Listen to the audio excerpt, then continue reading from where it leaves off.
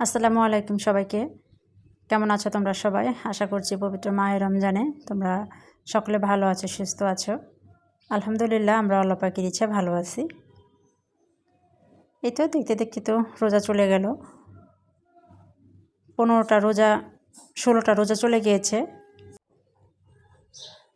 এই তো আস্তে আস্তে তো রোজাগুলো আল্লাহর রহমতে শেষ হয়ে যাচ্ছে।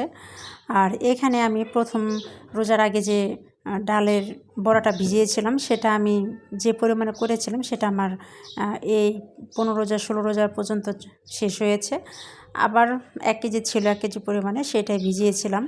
ভিজিয়ে রাখার পরে আবার ব্রান্ড করে ফ্রিজে রেখে দিচ্ছি, যাতে এই শেষ যে কয়েকটা রোজা আছে সেই রোজার মধ্যে আর ডাল ভিজাতে হবে না। সেই জন্য সেই পরিমাণ করেই ভিজিয়ে ব্রান্ডার করে ফ্রিজে রেখে দিব এটা।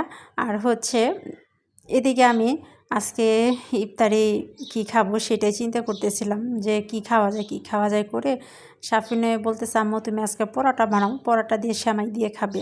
সেই জন্য ভাবলাম যে যাই হোক, কথাটা মন্দ না।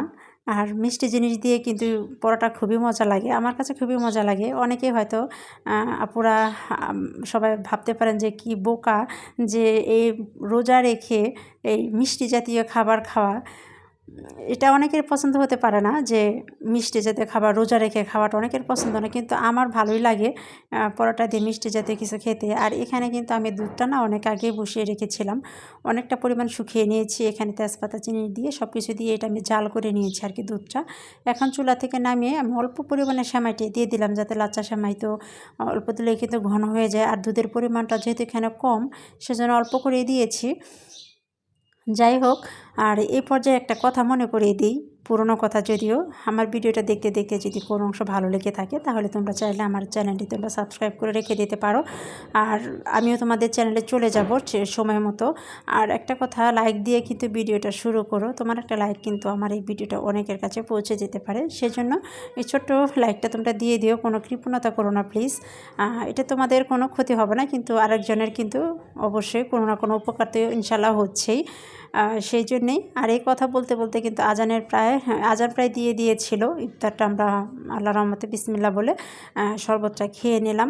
আর এদিকে মিষ্টি ছিল, মিষ্টি 2-3 দিন আগে মিষ্টি এনেছিল। সেই মিষ্টিটা আমি অল্প অল্প করে প্রত্যেক দিন ইফতারের পরে একটা একটা করে খাচ্ছি। এখন বাসায় কেউই খায় না, কিছু কিছু মিষ্টি সাফিন খায়, কিন্তু সবগুলো সাফিনও খায় না। আর এই মিষ্টিটা আমি আস্তে আস্তে প্রত্যেক দিন ইফতারের সময় একটা একটা করে খেয়ে খেয়ে শেষ করতেছি। যাই হোক, ইফতারের করা শেষ করে সেহরির সময় কি খাবে সেই রান্নাটাই করতেছি। আর মেয়েদের তো কোনো বসার কোনো চান্স নেই, একটার পর একটা করতেই হয়। যাই হোক, তাড়াহুড়া করে ইফতারি বানিয়েছি। ইফতারি করা শেষ করে আবার রাত্রে সবাই কি খাবে সেই সময় সেটাই আয়োজন করতেছি। আজকে সিমের বিচি দিয়ে টমেটো দিয়ে মাছ রান্না করতেছি, আর মাছের মাথা দিয়ে লাউ রান্না করতেছি। দুই চুলায় বসিয়ে দিয়েছি আজকে। এটাই হবে আমাদের আজকে সেহরির আয়োজন। এখন কিন্তু গরম মোটামুটি ভালোই পড়ে গিয়েছে, এই ক্ষেত্রে অল্প তেল দিয়ে লাউটা রান্না করলাম, লাউ আর টমেটো দিয়ে। একটু ভালো লাগবে খেতে, ঝাল কম দিয়ে রান্না করেছি। সারাদিন রোজা রাখার পরে এই সবজিগুলো খেতে কিন্তু ভালোই লাগে। আর লাউ তো এখন 12 মাসই পাওয়া যায়, সবসময় লাউটা কিন্তু ভালোই লাগে খেতে। যাই হোক, আর ভিডিওটা বড় করি না, এই পর্যন্তই রাখবো। আসসালামু আলাইকুম সবাইকে, আল্লাহ হাফিজ।